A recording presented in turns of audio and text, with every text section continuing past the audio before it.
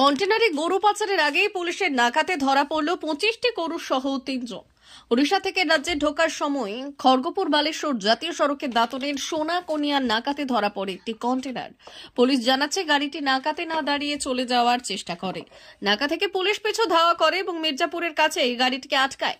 ভেতরে দেখা যায় গরু বোঝায়। গাড়িটিকে আটক করে পুলিশ। বৃহস্পতিবার দুপুরের ঘটনা। এদিন গরুগুলিকে ফের বালেশ্বরে গোশালাতে রাখা হয়েছে।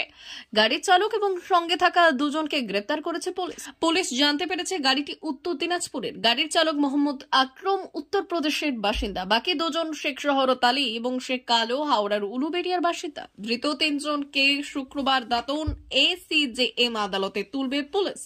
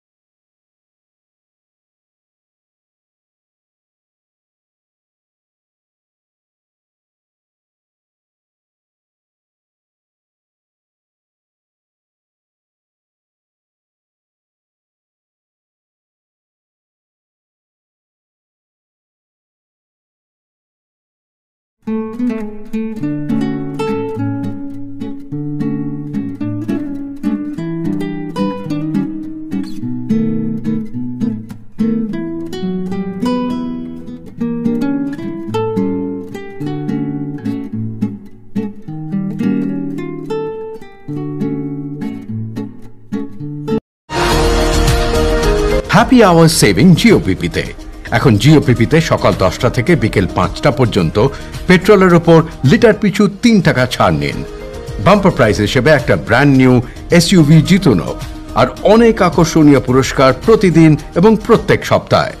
আপনার নিকটবর্তী জিওপিপি মোবিলিটি স্টেশনে যান আর জ্বালানি ভরুন আজই।